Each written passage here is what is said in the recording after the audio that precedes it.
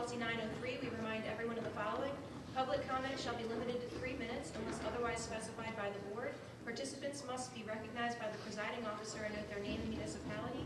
All statements shall be directed to the presiding officer rather than to individual board members, district employees, or members of the public. A speaker may speak once during each comment period. Please note that these sessions are designated for comments. To protect the confidentiality and privacy rights of all members of our community, the board encourages members of the public to direct any comments regarding particular individuals, such as students or district employees, privately to the superintendent or other appropriate administrators or board members, or to communicate with the board and superintendent privately by sending an email to psdschoolboard@penridge.org. Questions raised and not addressed may be followed up at a later time.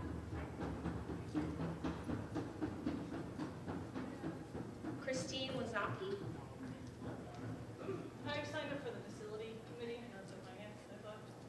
Yeah, it's okay. hard to tell on that which one's coming first. So since it's about kindergarten busing, would you like to wait till the next meeting, even though that could be an hour? Yeah, that's fine. Okay, perfect. Thank you. Thanks. Are there any other public comments? Okay. Then we'll move on to the review of contracts for approval. Mr. Dahlberg. Thank you. We'll go through the contracts one by one and go through them as quickly as I can based on our time constraints tonight, but please stop me if you need to. First one is Kids Peace, contract that we see a number of times already this year. This is for tutoring services for a student. Cost is $40 an hour, and this is for a student that's in the medical facility. The next two contracts are Learn Well. Again, they're also instructional support for students that are in the medical facility. D is Family Foundations Partnership. This is in-school and after-school tutoring and therapeutic and intervention services program for the 1920 school year. The cost is $144,200. This is a 3% increase this year. In the last 2 years, the cost was held at $140,000. E is Keystone Freedom Academy. This contract is for special education services this year for a student for needed support services. F is Montgomery County IU. This is a contract that we put in place, and then in case we need services from IU23, we have a contract in place, and then if we need services for a specific student, then we'll bring the individual agreement for each student to the board. But in order to get to that spot, we have to put this first contract in place with the IU. G is Penn Foundation. This is an ongoing contract. This is for student stress reduction and support groups at the high school and I believe middle school level. H is the yearbook or Jostens at North Middle School for 3 years. I is the Life Touch contract for the elementary schools and middle schools, and this is also for 3 years. And those two contracts, H and I, are no cost to the district. Cost is based on what the students or parents purchase. J is the Palace Center. This is for the high school class of 2020 prom.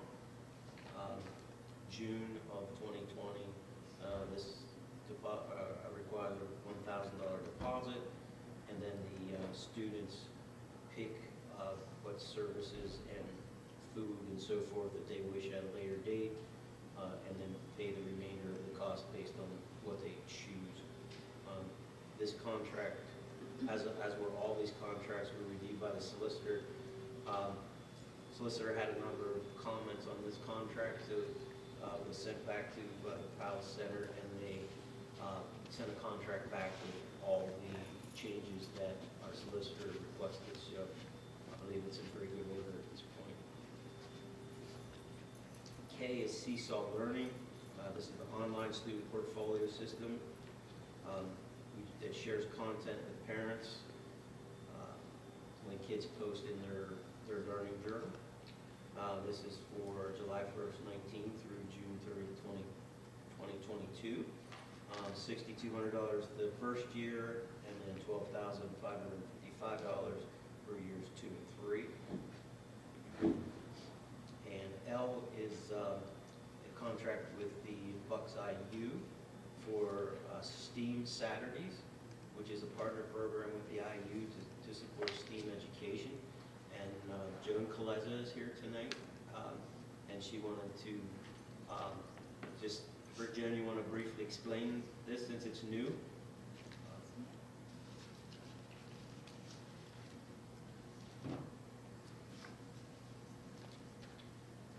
Okay, third time's a charm, right? 2 weeks in a row it was postponed due to the weather. So STEAM Saturdays is a program that the IU ran last year very successfully, and they're trying to branch out now and work in partnerships with different school districts, so that rather than having them on site at the IU, they're held within the school districts themselves. So we had some meetings with Dr. Lindsay Sides from the IU and decided to try one out this year in March. So it would be on March 23rd. It's a Saturday. The students would come from 8:30 to 11:30. We decided to hold it at Grass because the layout of the facility would be more accommodating. We could have the classrooms back in the pod area, and also the parking and the pickup and drop off for students would be more manageable, we think, at Grass. So what it involves is we're going to be doing a session on coding and robotics, and we're going to open it up to students in grades 1 through 5, and we're limited to 25 students per grade level. So the information that gets shared out with parents will be that registration will open up on March 4th at 8 a.m. The registration is done through a site called Eventbrite, and the first 25 students in each grade level will be the ones who will be able to attend. The costs are kind of set by, because it's a partnership in STEAM Saturday, if you looked at the agreement, you'll see that there needs to be consistencies.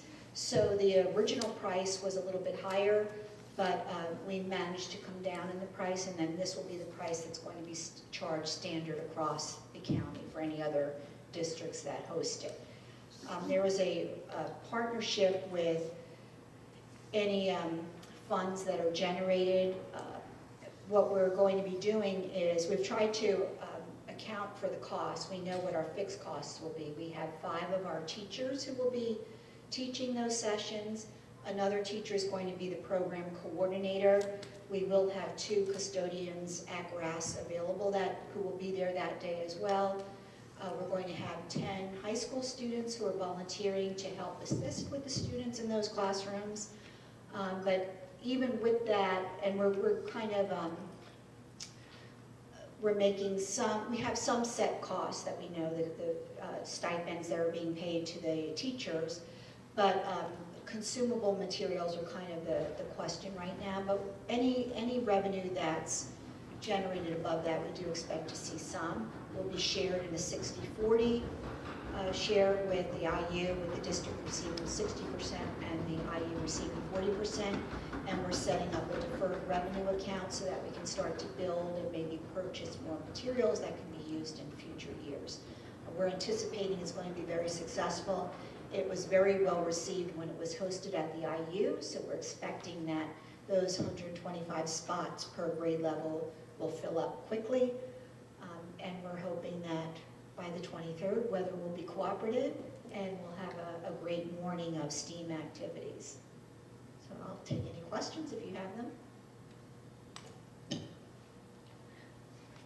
So it's open to any children in Bucks County? We're going to open it to Penridge students. Okay. And then if there are still spots that are open, then we have the option of extending that and opening it up further. But we're expecting that since it's first come, first served, that Penridge students will have the first priority. Okay,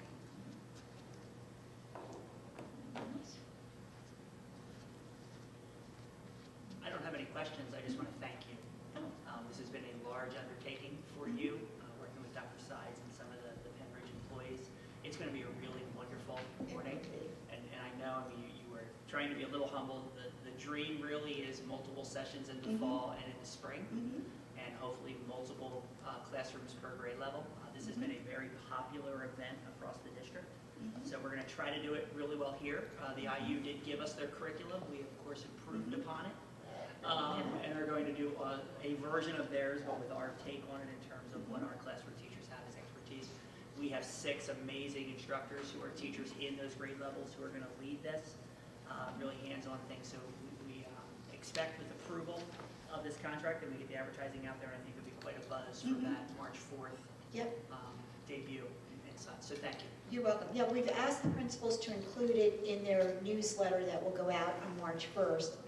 Then Mr. Ferry will also share that information. We wanted to get the information out with some lag time before registration actually opens so that people have fair access to registration. So if you didn't check your phone today and all the spots are filled up, we don't want anybody to be locked out. Okay. Thank you.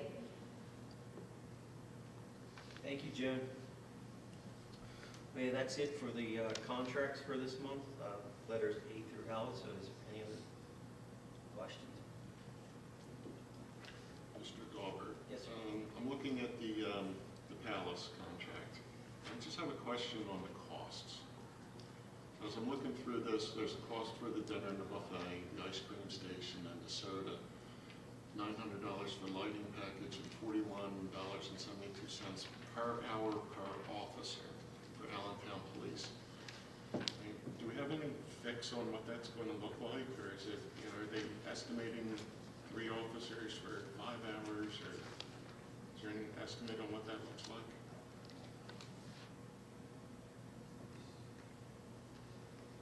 I can tell you that last year, we used 2 police officers, 10 hours total. Okay. Cost was $417 for the officers. And the only other question I have is there's a 20% gratuity that's on the entire bill, or is that only on the food services provided?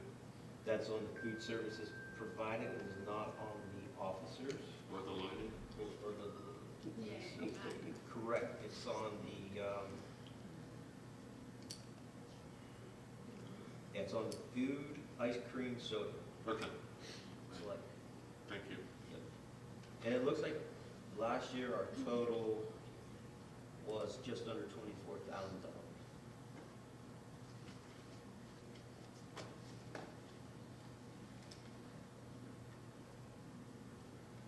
Any other questions? Is everyone comfortable with these moving forward to the board meeting? Okay.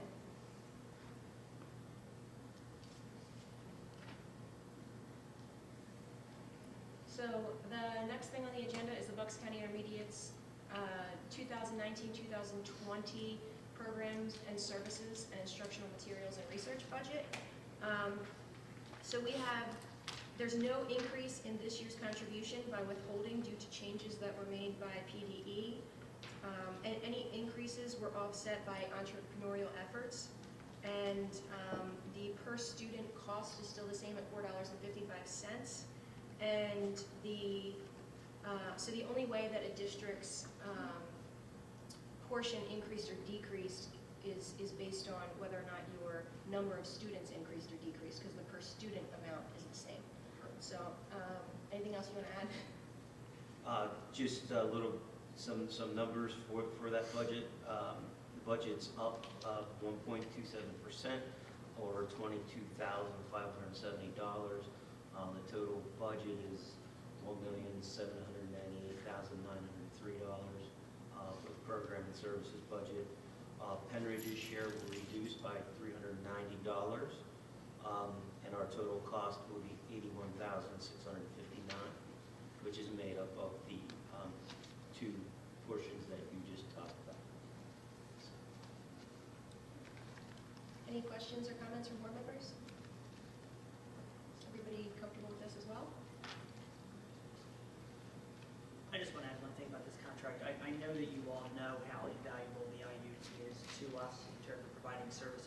here at Penridge, but also at the intermediate unit. I did a little tallying up with all of the normal things that happen. So these aren't your special events in terms of professional development or things that we ask them to do for us. We've already asked them for next year for a couple things to put on their list of things that would fall under this. But we have 40 to 50 people who are there on a monthly basis for regular professional development in about 7 different groupings of people. And so we have a foreign language piece there, we have business managers meet there, we have superintendents, we have assistant superintendents, we have English teachers. And so there are a large number of groups that I'm sure we realize the monthly impact that they have. So thank you for your consideration of this item.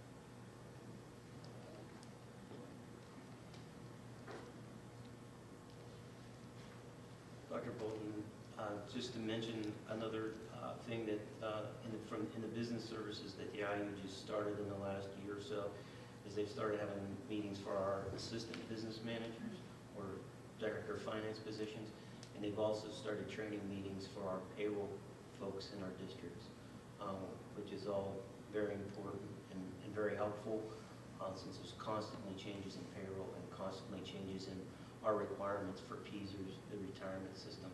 So they're a very big help in that way.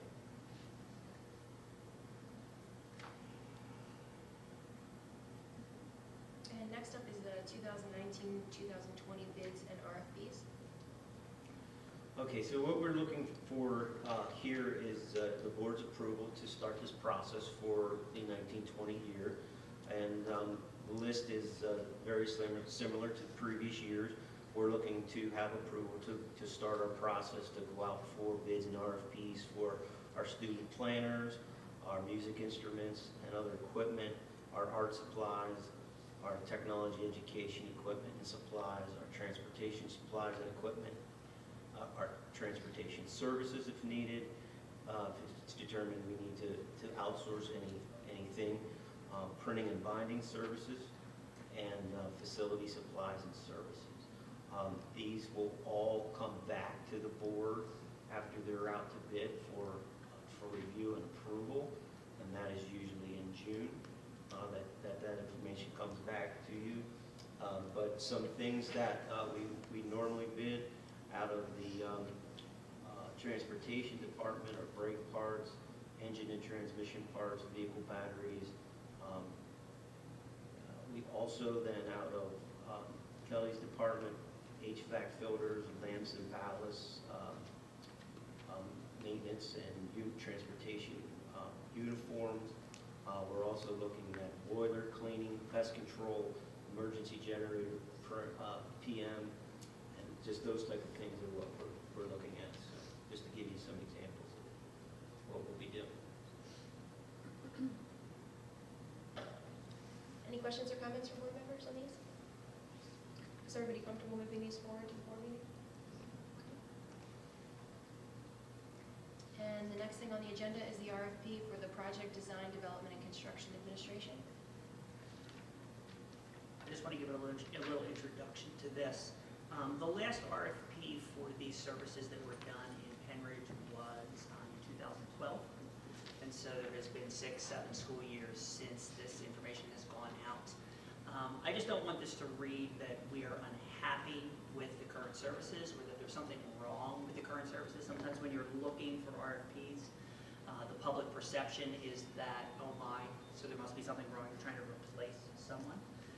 I just think that it is good practice that on a regular basis we are reviewing the contracts for the services that are being provided to us. This is a huge service that touches so many pieces of the district that frankly from a budget standpoint is a large amount of dollars in terms of the budget that you'll approve come the end of the school year. And so I think it's important for us to regularly be looking at organizations and groups that fit this to kind of make sure that we're getting the best services for the best price for the district. And so that is why I asked if we could put together an RFP for these. So Mr. Dalton or Mr. Harper, please.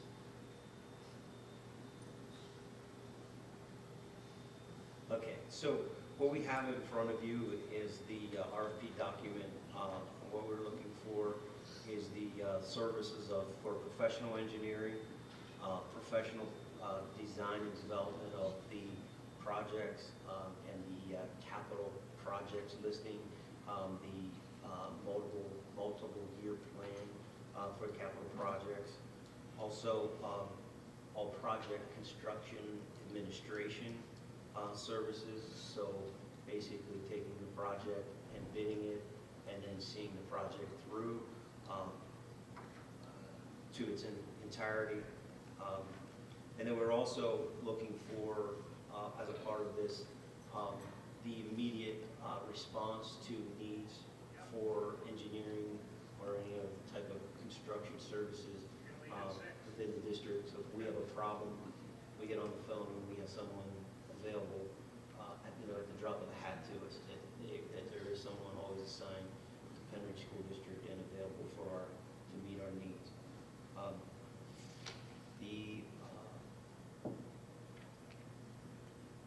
Of course, the biggest part of this is the capital project administration and the administration of those summer projects and developing those projects from basically from start to finish.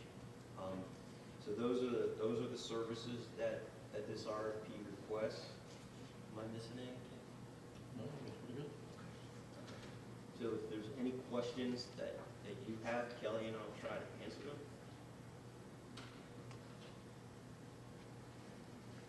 Can you give the board a sense for the timeline that would happen if we were to approve this RFP, and then what does that look like over the next several months? Sure. Please.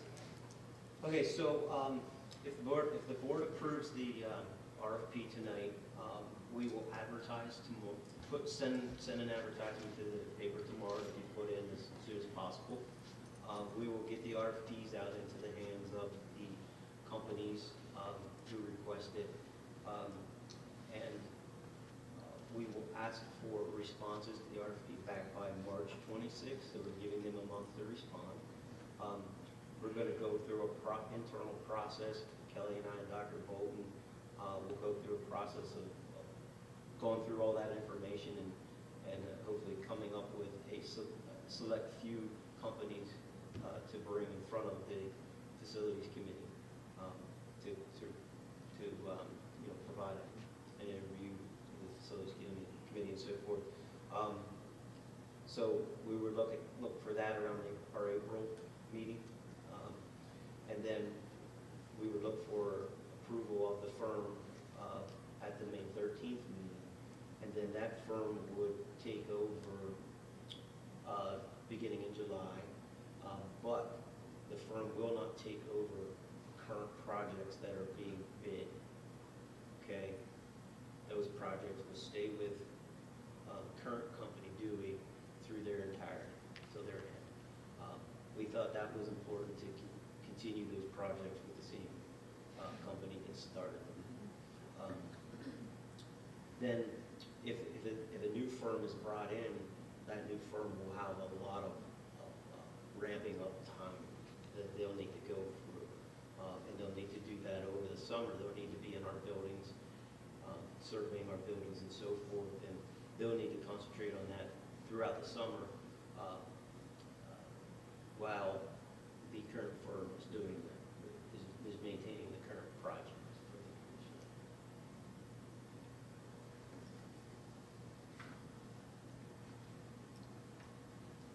Any questions or comments from board members? Question and a comment. Do you have any feel for how many firms you might get to respond to this RFP?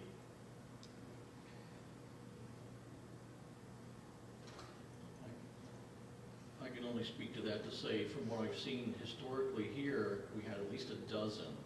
But when I looked at that, there was a lot of architectural firms. And I don't know that that necessarily makes sense from the standpoint of what we're asking them to do. But I would expect no less than a half a dozen. There could be as many as 18. It's a big project. There's a good dollar amount, and we're just looking for the best services for the dollar. So I would say 6 to 12 minimum. May I clarify one thing, Mr. Harper?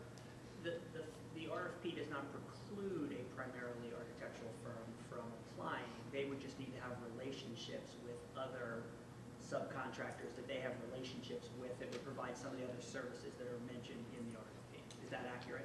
Yes, that's correct. Primarily it's engineering, but if they have those relationships, that wouldn't preclude them from bidding on the project. Thank you. The other part of my comment really has to do with the project, the renovations that went on at the vocational technical school several years ago.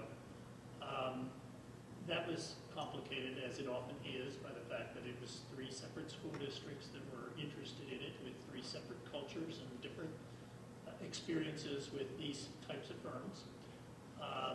There was an extensive interview process, which seemed to pick the best firm, and we had lots of problems. I don't think any of the people who served on the board at the time, including those who were proponents of that firm because they had used them in their own district, would go back and rehire that firm. So to me, that is a cautionary tale, because it was something that certainly all the right things were in place to try to ferret that out. In the end, it didn't work out as well as we had hoped.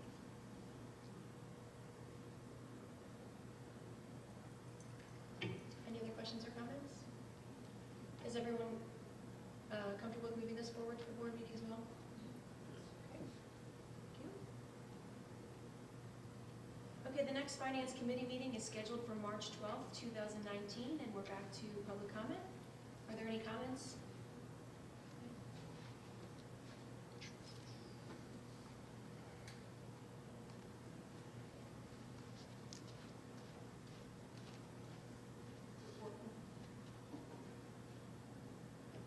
Super Long, West Rock Hill Township. I don't know what the project is that we're getting the engineering firm for, so I'm a little bit lost there. But the thing that brought me up to the microphone, the prom contract, I believe it's $5 for the ice cream station and $5 for a drink station, if I remember correctly. I'm going to highlight just one of them. Let's take the $5 for an ice cream station times 1.2. So that makes it a $6 ice cream station, because you're going to have to pay your gratuity on that. And so you've got $6 per person. And you've got approximately 550 kids who attend each year. So that's $3,300 that you're going to pay for an ice cream station. Now, if you have 3 hours, then you're going to have 550 kids divided by 3, which means 183 people per hour need to be able to be waited on at that ice cream station. That's about 20 seconds or 30 seconds per prom attendee. Otherwise, you're actually not only paying $6 per head. If you count the actual number of people who will be able to enjoy that ice cream station, it's even higher than that, because you're not going to wait on 183 people per hour. And then times 2 for your drink stand. I think it would be wiser for the students to each get, let's say, a little ticket. One for the ice cream stand, one for the drink stand. If they use it, then the vendor can charge the $5 plus the gratuity. If they don't use it, then the vendor does not get to charge. Otherwise, the vendor is going to make $6,600 and probably serve half of the number of people, if that many, because there's no physical way to serve 183 people per hour ice cream. I just don't think it's going to happen. And I think it's a way for the vendor to overcharge our kids.